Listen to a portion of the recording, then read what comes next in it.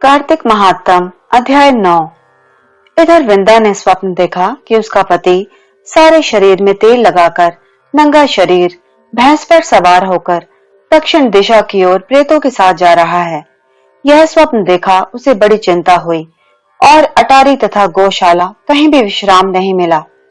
तब वह एक वन से दूसरे वन में चली गई। वहां वृंदा ने सिंह जैसे मुख वाले दो राक्षस देखे। उन्हें देखते ही वह डर के मारे भागी। आगे जाकर उसके शिष्य सहित एक तपस्वी मुनि को देखा और उनसे अपनी रक्षा के लिए कहा। उसकी प्रार्थना पर मुनि ने अपने एक हुंकार से उन राक्षसों को भगा दिया।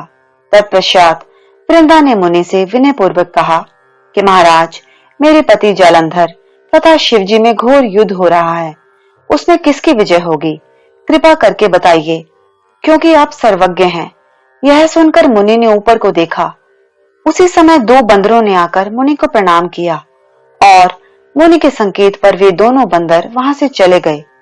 फिर थोड़ी देर बाद वे दोनों आकाश की ओर से आए और उन्होंने वहां जालंधर दैत्य का सिर और धड़ लाकर फेंक दिया।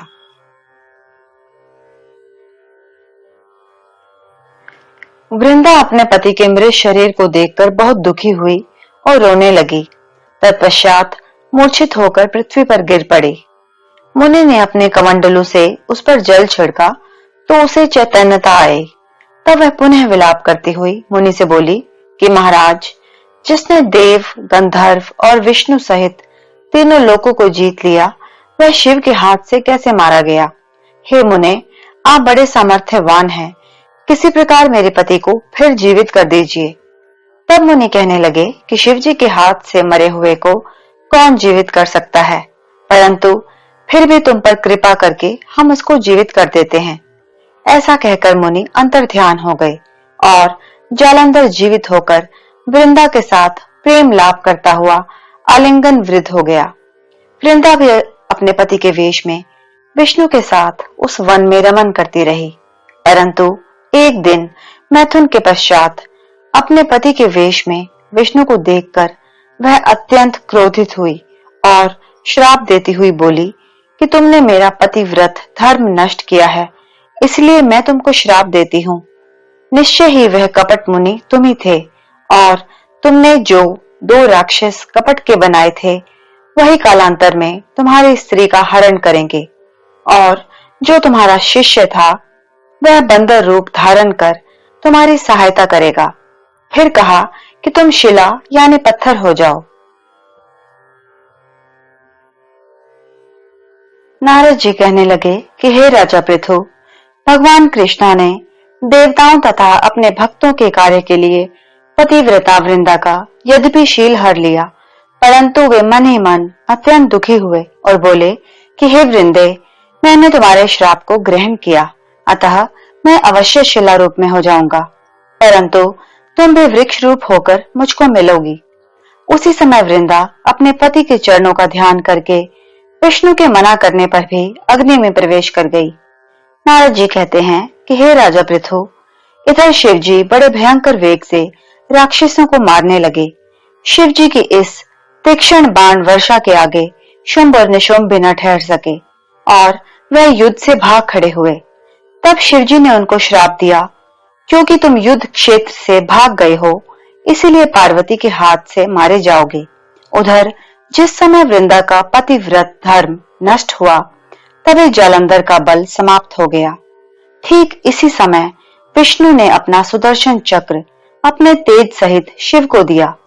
फिर शिवजी ने अपना ऋषियों के तप का, पतिव्रता स्त्रियों का तथा ब्रह्मा जी का तेज उसमें जोड़कर जालंधर दैत्य पर छोड़ दिया, जिससे उसका सिर कटकर भूमि पर गिर गया।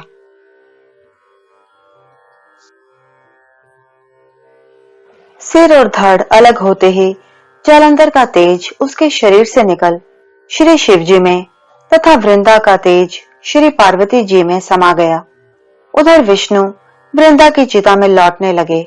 तब सब देवताओं ने शिवजी की स्तुति की और कहा कि महाराज, जालंधर को मारकर आपने देवताओं का बड़ा उपकार किया है, परंतु एक महान अनर्थ हो रहा है, कृपा करके उसका भी कुछ उपाय कीजिए। भगवान विष्णु वृंदा के पतिव्रत धर्म से मोहित होकर लगातार उसकी चिता भस्म पर लौट रहे हैं और किसी प्रकार का विश्राम नहीं कर रहे हैं। तब शिवजी ने कहा कि हे देवताओं, तब सब भगवान की योग माया की शरण में जाओ, वही सब संकट हरेगी।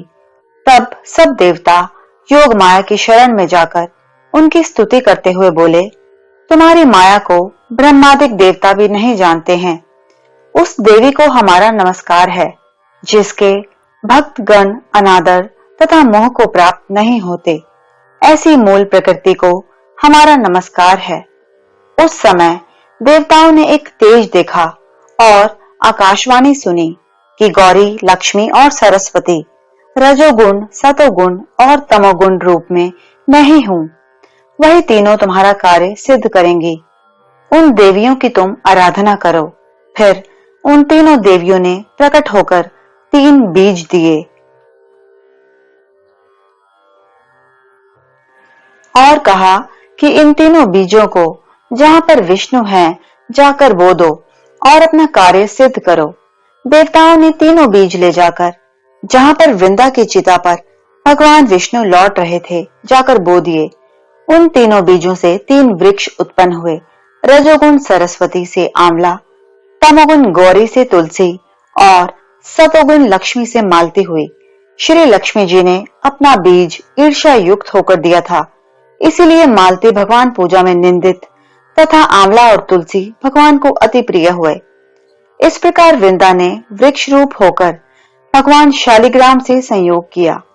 इसी कारण कार्तिक के उद्यापन में भगवान की पूजा तुलसी के मूल में होती है। नारद जी कहते हैं कि हे राजा पृथु, जिस घर में तुलसी का वृक्ष होता है उसमें यमदूत कभी नहीं जाते।